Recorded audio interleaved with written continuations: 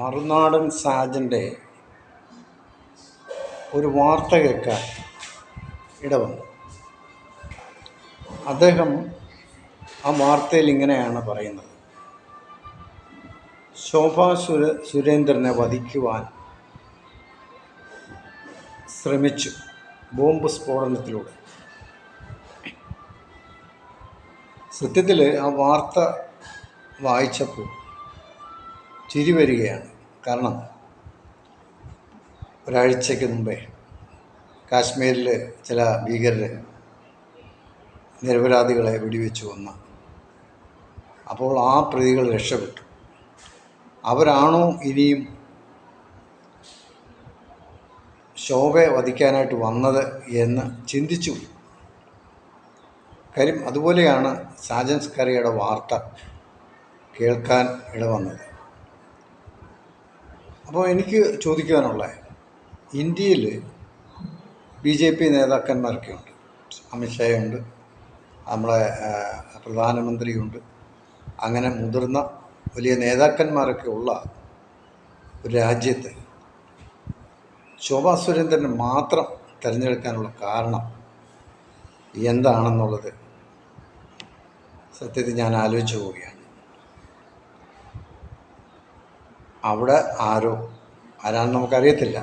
ഒരു പക്ഷേ ഈ വിഷുവിന് ഈ പൊട്ടാസ പടക്കങ്ങളൊക്കെ, ചെറിയ ഓലപ്പടക്കങ്ങളൊക്കെ പൊട്ടിക്കുന്ന സമയങ്ങളായിരുന്നു.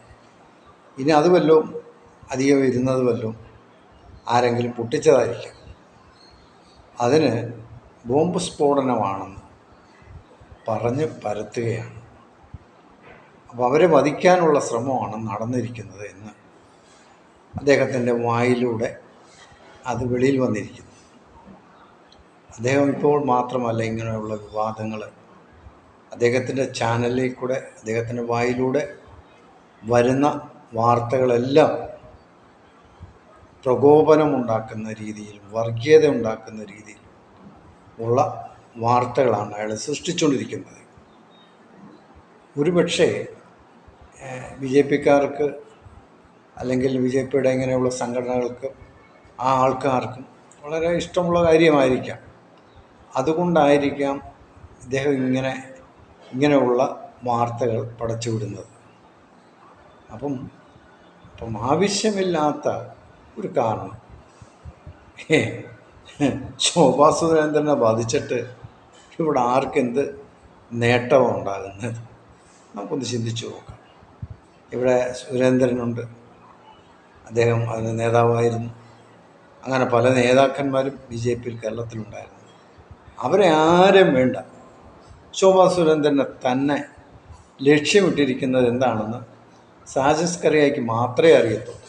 വേറെ ആർക്കും അറിയത്തില്ല, BJPക്കാർക്കും അറിയത്തില്ല, ഈ കേൾക്കുന്ന നമുക്കും അറിയത്തില്ല. മറുനാടന് മാത്രമേ അറിയത്തുള്ളൂ അവരെ എന്തിനാ വധിക്കാൻ ഭീകരർ വന്നത് എന്നുള്ളതാണ്, അല്ലെങ്കിൽ അവരുടെ വീടിൻ്റെ മുമ്പിൽ സ്ഫോടനം നടത്തിയത്. അപ്പോൾ ഇങ്ങനെയുള്ള വാർത്തകൾ സൃഷ്ടിച്ച് രാജ്യത്ത് പ്രകോപനങ്ങളുണ്ടാക്കുക, വർഗീയത പരത്തുക, വിഷം ചീറ്റുക, ഇതൊക്കെയാണ് അദ്ദേഹത്തിൻ്റെ വായിൽ നിന്നും പുറപ്പെട്ടുകൊണ്ടിരിക്കുന്നത്. അപ്പം നമ്മൾ ഇതിനെയൊന്നും അംഗീകരിക്കുന്നില്ല. പക്ഷേ കൂടുതൽ ആൾക്കാർ അത് കാണണം. ഇതുകൊണ്ട് വലിയ അത്ഭുതം നടന്നിരിക്കുന്നു, അത് സാജൻ സ്കറിയ കണ്ടെത്തിയിരിക്കുന്നു. ഇതൊക്കെയാ അദ്ദേഹത്തിൻ്റെ വായിൽ നിന്നൂടെ വരുന്നതിൻ്റെ ഉദ്ദേശമൊക്കെയാണെന്നുള്ളതാണ് ഇപ്പോൾ നമുക്ക് മനസ്സിലാകുന്നത്. അതുകൊണ്ട് ഇങ്ങനെയുള്ള കഥകളൊന്നും പടച്ചു വിട്ട് രാജ്യത്ത് പ്രശ്നങ്ങൾ സൃഷ്ടിക്കുവാൻ സാജൻ സ്കറിയ നോക്കണ്ട. അത് നടക്കത്തില്ല എന്നാണ് പറയാനുള്ളത്.